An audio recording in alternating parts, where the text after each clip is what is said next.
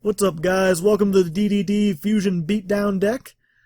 Pretty simple deck. I'll just jump right in, show you what's in it, and then I'll explain everything's role. So we've got 3 DDD Judgment King Armageddon, 3 Oblivion King Abyss Ragnarok, 3 Kaiser the Conqueror, 3 Rebellious King Leonidas, 3 Mathematician, 3 DD Night Howling, 3 DD Swirl Slime, 3 Sage of Prophecy Kepler, 3 Effect Veiler, 1 1-for-1, 2 Trade-In, 3 Mystical Space Typhoon, 3 Covenant with Hellgate, 3 Covenant with Swamp King, and 1 Covenant with Valkyrie. For our extra deck, we have 2 DDD Wave Oblivion King Caesar Ragnarok, 2 DDD Oracle King to Arc, 2 DDD Blaze King Genghis, 1 Ignista Prominence, the Blasting Draco Slayer, 1 Armades Keeper of Boundaries, 2 DDD Twin Dawn King Kali Yuga, 1 Red Eyes Flare Metal Dragon, 1 Mecha Phantom Beast Draco Sack, 1 number 11 Big Eye, 1 Ghost Trick Doulahan, and 1 Slacker Magician. And the side deck, mostly just other options, not necessarily actual side deck material. The only exception being Silent Wabi and Ojama Trio, which again are really useful against Psy-frames, because they can, if you put a monster on their field, they can't activate their effects. Specifically with Wave Oblivion King Caesar Ragnarok, which I'll explain in a moment. Also Wavering Eyes, really good because you run pendulums, pendulum monsters. You can destroy your opponent's pendulum zone and get a search. So that's really good if you're playing against another pendulum deck. So as for how this deck runs, basically you want to get out your fusion monsters. Those are the beat sticks of this deck. Wave Oblivion King Caesar Ragnarok is amazing. If your opponent controls 2 monsters and he attacks one of them, or one of them attacks him, you can send another DD card or Covenant card back to your hand and attach the other monster to King Caesar, and King Caesar will gain that monster's attack in addition to his 3200. So if your opponent summons 2 really big monsters, he can get rid of one of them and go up to like 6,000 attack, which is a ridiculous amount of attack. That's why Silent Wabi is good, because if you put it on their field when they only have 1 monster, then they have 2. Of course, they'll draw a card, so that's a downside for it to consider. But if you really want to make a King Caesar Turbo, that's the way to go with it. These other ones are just more for support. I'll come back to them later. Because most of the main deck, just to make him. That's why we're playing... You need 2 DDD monsters with the 3Ds to make this guy. So that's why we're running all these really high-level monsters. These are all the triple D monsters. And they're just here to be fusion material to make this guy, so we can make this guy as much as possible. Other than that, this guy has got 3,000 attack. He can't be destroyed by a spell trap that doesn't target. So he's a pretty good beat stick on his own. When this guy is summoned, he can summon another DD from the graveyard, including this guy or any of them. Any of the DD or the triple D monsters. Also, if you put him in your pendulum zone and you special summon, you can special summon another one from your graveyard. So he lets you. He's a combo maker. He lets you go into your combos. Since these 2 are level 8, you can use him to make King Kali Yuga, which is another really good card. I'll get back to him when we go to the extra deck. As for Caesar the Conqueror, if you took anything out, any of these high-level ones, it'd probably be him. He's the least useful on his own. His effect is just if he's pendulum summoned, you can negate all face-up cards on the field, and then destroy Covenant cards that you control, and he gets that many more attacks. He's really good if you're making a more pendulum deck, and you can pendulum summon him if you get Kepler and any of these guys. So that is an option for OTK, Kepler, plus any of these, plus Caesar the Conqueror, Kaiser the Conqueror, whatever. But it doesn't happen very often.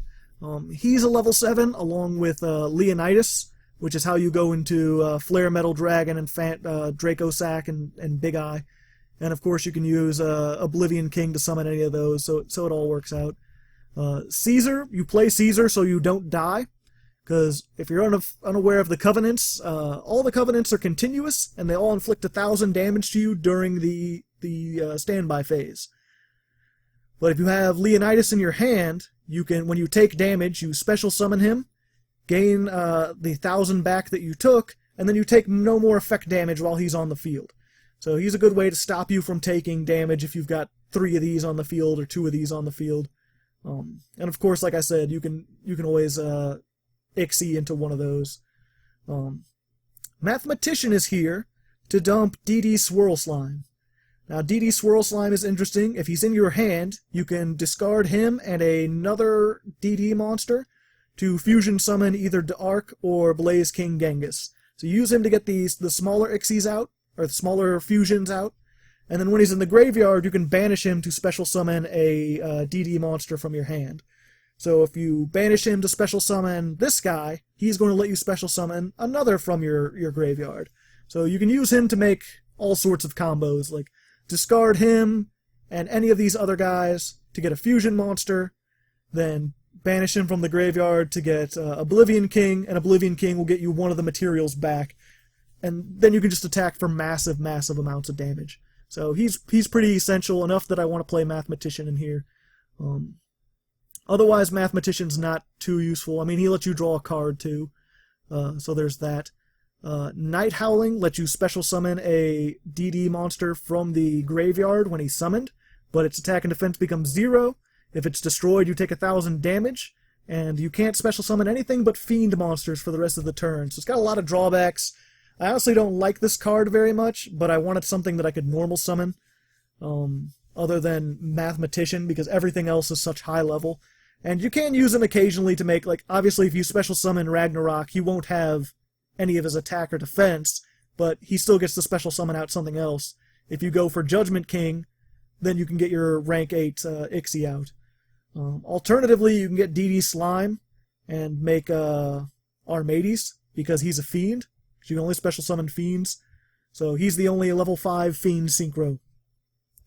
We also have Kepler.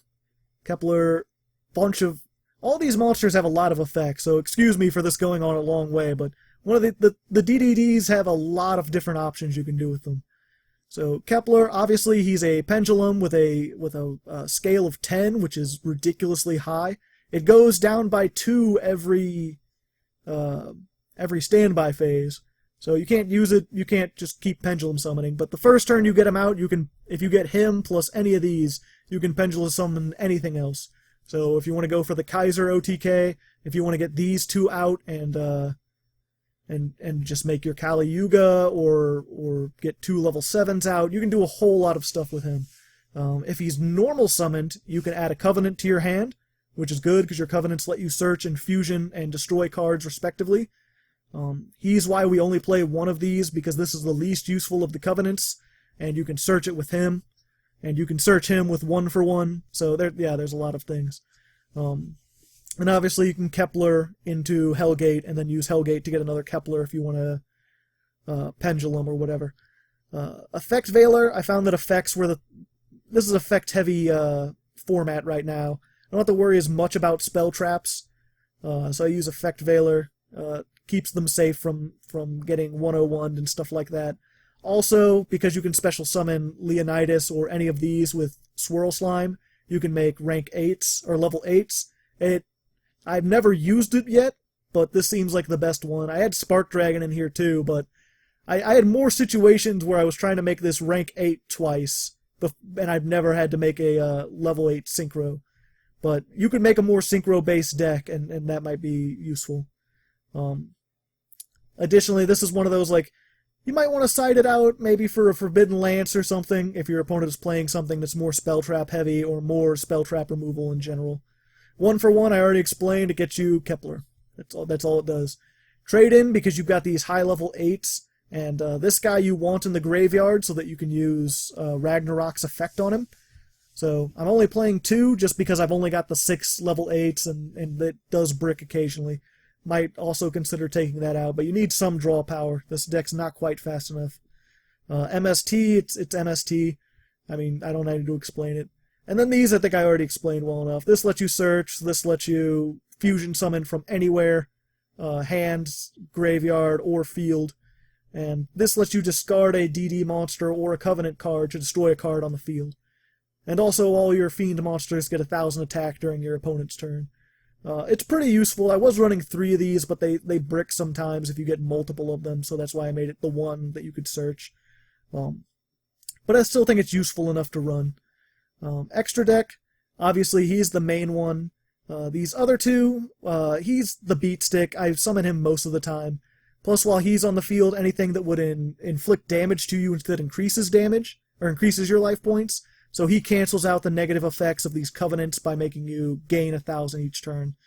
Also, if they happen to be running a burn deck, you just get him out and win. I've done that multiple times. Blaze King Genghis, a lot of people swear by him because he's really good for making more combos. While he's on the field, if you special summon a DD monster, you can special summon another DD monster from your graveyard. I've used him like that sometimes, but for the most part, I find just endlessly summoning things is not going to get you anywhere, because most of these don't have very much protection. But there are occasions, you get him, and then you can make a rank 7 play or a rank 8 play or something like that. I already explained him, just in case you want to synchro for 8, there's your option. You want to synchro for 5, there's your option. Kali Yuga's pretty awesome. He destroys all spell traps on the field, devastating to some decks. And when he's summoned, all effects on the field are negated, and no effects can be activated. So he shuts everything down for 1 turn while he attacks. You can also detach to grab a Covenant from your graveyard and set it. So you can blow up everything on the field, including your Covenants, and then get your Covenant back, so it's okay. As for level 7s, we've got Red Eye's Flare Metal, just because he can't be destroyed. He's probably a better defensive card. And if you can get them, attack with all your 7s, get them really low, and then put him out, sometimes the burn damage will be enough to kill. Draco Sack and Big Eye, do I really need to explain? They've been staples for rank 7s forever. They're both really good. And then these two are just here. I've made them a couple times.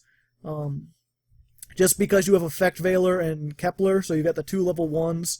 And sometimes you summon this with 1 for 1. Or you can summon this with 1 for 1 if you've already used your Keplers. There's just a couple instances where they've been useful. Or oftentimes if you put out Kepler and then fusion something into something big, and they can only get rid of 1 card, they'll get rid of your fusion monster. They'll attack it. And Kepler will remain on the field, and you can then use Effect Veiler or another Kepler, so you're not taking a crap ton of damage. And finally, the side deck. So, Proud Ogre, pretty decent. He's got a pendulum scale of 8, so if you wanted to make a more pendulum-based deck that could get out Kaiser the Conqueror, there you go. He was there for a while. He can also give a DD monster 500 attack. And when he's normal summoned, you can special summon a pendulum monster from your extra deck. So if you want, again, just more pendulum-based stuff, there you go. Beerfromet, he can make any DD monsters level 1 through 8. So if you wanted to go more for Kali Yuga, there's your man. He can make any of these 7s, 8s. He can make Night Howling 8. There's a whole bunch of options there. Same with a Synchro deck, because he can change his level. But you can only summon Fiends, so take that with what you will. DD Lilith, a lot of people like because it lets you recycle the monsters in your graveyard and in your pendulum zone, or in your extra deck zone. You can add them back to your hand. I didn't particularly like it. And plus, with more level 4s, it opens up to rank 4 plays. And I already have enough convoluted stuff in here. I don't need more of that. Probably should have a rank 3 too. That actually came up before. Ghost Ogre Snow Rabbit. I was using this for a while instead of Effect Veiler, but I found it was more effective to negate effects most of the time. But hand traps work really well with this because they don't protect themselves. Being able to have that, especially if you're going for a more synchro-based deck with this, obviously she's a tuner. Things work well.